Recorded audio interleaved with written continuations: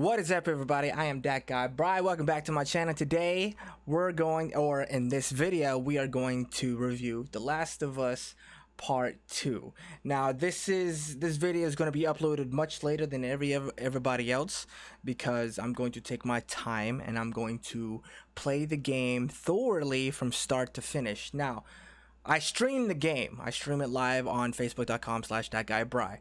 Now, every single time I end the stream, I'm going to make a review of the story and the progress so far. And we're going to watch how my opinion may or may not change from the beginning to the very end. And then I'm going to have a final thought. So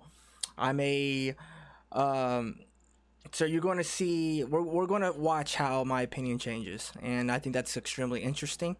I don't think anybody or any other reviewer has done this before, so this is just how I'm going to review. And well, depending on how this goes and how this video goes, this is how I would like to review future games from here on out, is that I'm going to stream it, make a review about that stream, and then continue forth, and then finally make a compilation of that entire of all those reviews put together, and we're going to see how and then we're going to get my final thoughts. And yeah, that's just how I'm gonna do.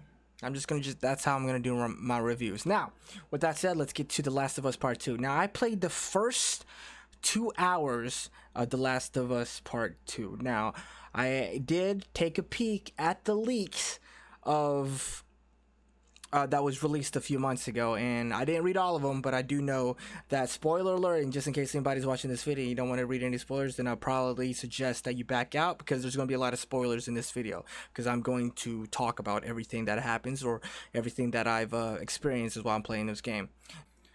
Okay, so first off, let's talk about the fighting mechanics. I've always thought the first game had a very gritty, brutal way of fighting. Every punch, every kick, it felt like there was some serious force and impact, you know, like every punch mattered. So when I started playing The Last of Us Part 2, and when I finally reached the part where I actually finally found some action, I think the system has vastly improved from the first one. When you miss a punch, you feel it. You get instant regret. I love that feeling when I don't dodge. I mistime something, and it's just and they make me pay for it. It just seems so raw, so and satisfying when you do punch somebody, and you do or when you do take out a clicker, and like every single punch matters. And I think that's great. I think the system is top notch. Again, very satisfying. Now, with the stealth element, when you sneak up behind somebody and you stab them, I was hoping for more variations of that. Instead, so far, I haven't seen much. It seems pretty much the same. For Abby, it's the choke and snap the neck, and for Ellie, it's the simple slice to the throat. I was hoping for more. I was expecting a lot more variations when it comes to that, because, you know, it's a sequel and it's supposed to be more advanced. The gameplay, the mechanics, everything's supposed to be more advanced, so I was slightly disappointed because of that. Now story-wise, which I think this is really the core of the game, because I enjoyed the first story. I thought it was fantastic. But so far, the first 2 hours, it's slow. It's very slow, and it has a lot of cheesy, forced moments, and I don't like that. It kind of reminds me of a CW show, one of those teen One Tree Hill type of TV shows, and where they have these cheesy lines, especially lines between Ellie and Dinah. Like so far, all the character interactions have been somewhat depressing and just filled with, it just feels like a soap opera. And those are the things I made fun of growing up as a kid.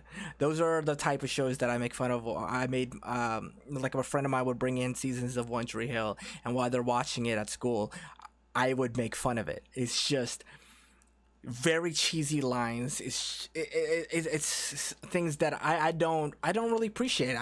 They did not have these lines in The Last of Us Part 2.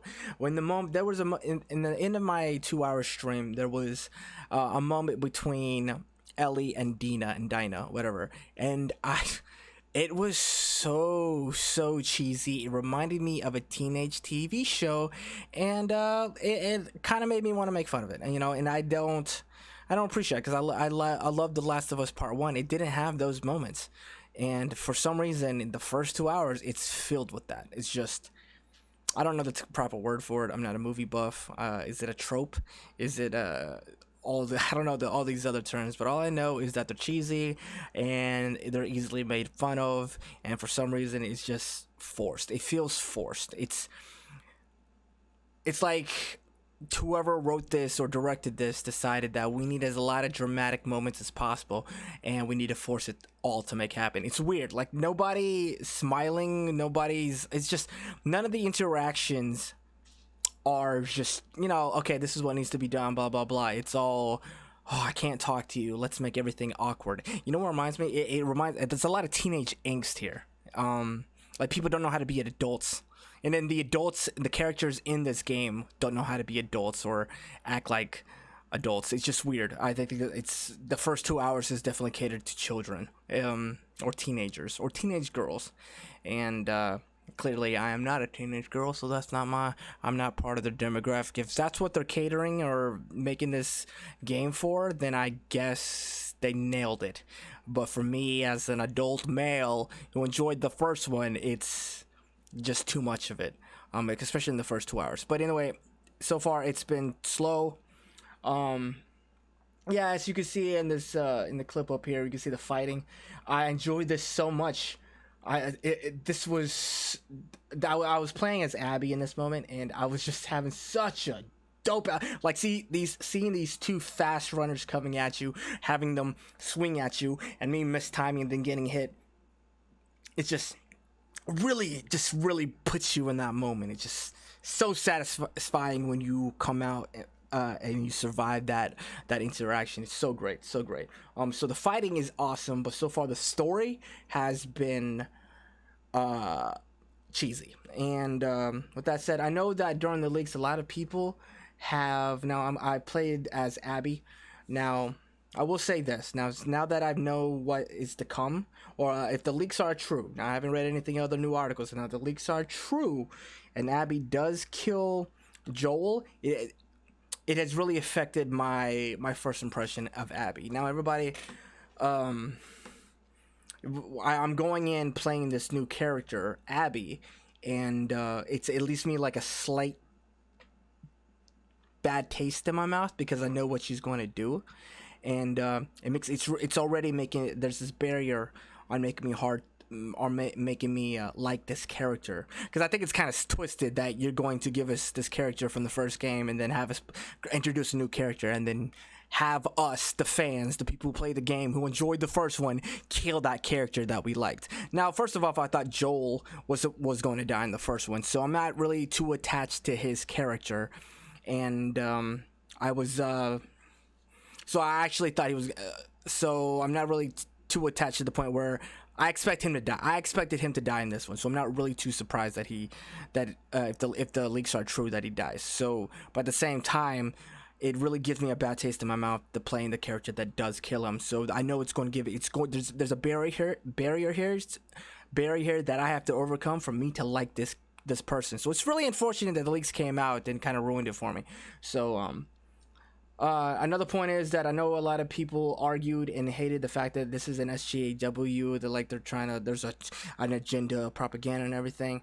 I don't know if this is true or not. Whether or not Abby is trans, I don't know if that's true. But first of all, I will say that she does have masculine features, just like how some boys have feminine features. I don't think she's trans. She comes off to me as a female MMA fighter. I mean, she's built like one.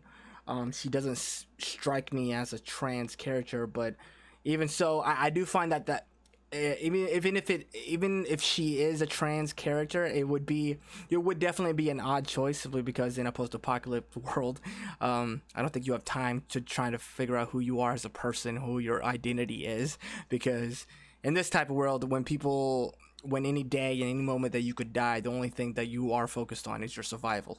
How do I get to the next day? Especially when you're in a world full of zombies. So I don't think a trans person would make sense.